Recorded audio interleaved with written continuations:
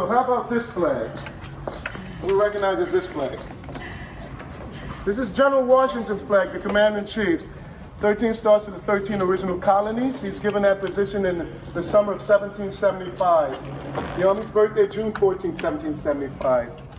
Some stars had 5, 6, 7 points. It's the significance is the number of stars. So a flag like this one will be at the General's tent throughout the Revolutionary War. Places like Trenton, Princeton, Morristown, Monmouth, Cambridge, Valley Forge, Yorktown. Protection and communication. When they saw this flag, they knew to protect that area at cost of life.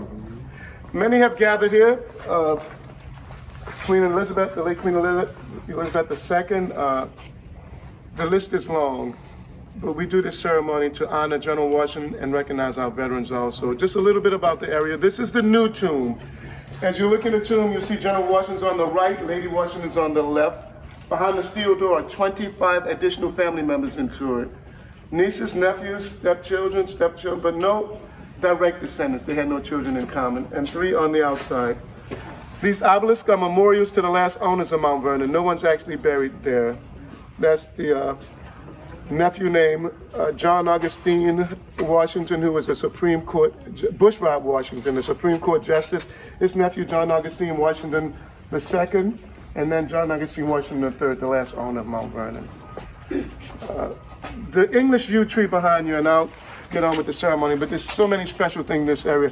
That tree was planted in 1919 by the Prince of Wales, who grows up to become King Edward VIII, who abdicates the throne to King George VI, who's the father of the late Queen Elizabeth II, who's the mother of King Charles, who came here as Prince Charles to visit.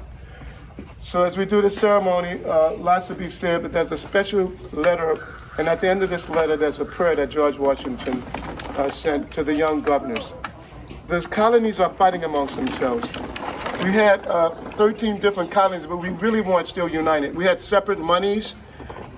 It was a little arguing going on. So Washington wants them to unite and be a united as opposed to divided country. If you could read this, sir, please. George Washington's letter to the governors. I now make it my earnest prayer that God would have you and the state over which you preside in his holy protection, that he would incline the hearts of the citizens to cultivate a spirit of subordination and obedience to government, to entertain a brotherly affection and love for one another, for their fellow citizens of the United States at large, and particularly for their brethren who have served in the field, and finally, that he would most graciously be pleased to dispose us all to do justice, to love mercy, and to demean ourselves with that charity, humility, and specific temper of mind, which were the characteristics of the divine author of our blessed religion, and without a humble imitation of whose example in these things right, we can never hope to be a happy nation. Thank you very much. All right. So just a little about this All-American veteran couple. I've worked with them and for them. Sergeant First Class Edwards was my section leader in the Army at one time. We've run several miles together, the Army 10-miler. He's given me great counseling, professional counseling, compliments and critique, helping me to be a better soldier. His lovely wife, Master Sergeant Retired Diana Edwards, amazing, awesome, just retired. Tell a little about your jobs and stuff. So I joined the Army in 1987. Went to basic training at Fort Jackson, South Carolina as an Army musician. Went to the School of Music, and my first duty assignment was Fort Monroe, which is now closed, in Virginia, down on the Chesapeake. From there, Keith and I together, we went to Washington, D.C. here, to the Old Guard Fife and Drum Corps, which is where we had the honor to serve with Don. Me, not as many years, but still kept together because he and Keith were together.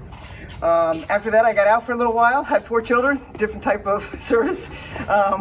But then in 2006, I went back in and was in the Alabama Army National Guard, served there playing in the band with the Alabama Army National Guard.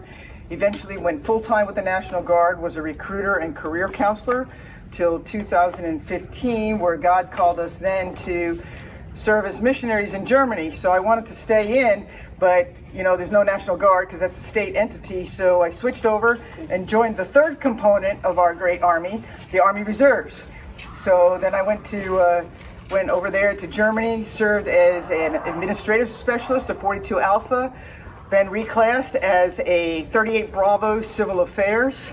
We came back to the United States in 2019, and I spent from FY20 through just this past August serving at the U.S. Army Reserve Command Headquarters at Fort Bragg, North Carolina. I retired on 30 August and just stood my retirement ceremony at the Great Fort Myer with the Old Guard and Perishing Zone, where we have a lot of ties and a lot of memories. And Don was so much a part of that, and I literally called him at 10 o'clock last night. I said, hey, we're in town. Is there any possibility, because we live in Alabama, any possibility we can come in and get a tour? And Don's like, yeah, let's do it. You know, he's so full of energy and life, and he just loves this job here. So we're both just honored. I thank you and congratulations on your retirement. Service, brother? So I served in the Army from 1987 to 2003. I was medically separated, had some feet problems, but loved working with Don. We traveled to Berlin, we traveled to all kinds of different places, up and down the East Coast and throughout the States. And he's my twin brother of a different mother. Julie Humble, we're going to have you lay the wreath now, Master Sir. You grab the wreath, the whole stand and everything. Just right in the center. And thanks so much. And you can stand right there and we'll pause and I'll play a song to also honor our fallen.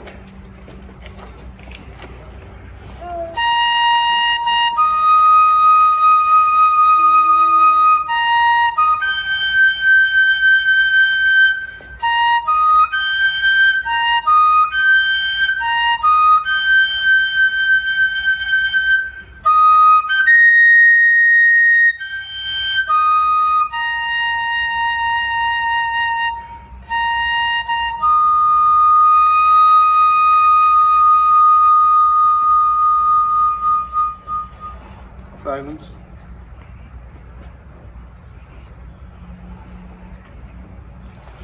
Thank you. You come out and we'll end on a high note with the Army song. Cool.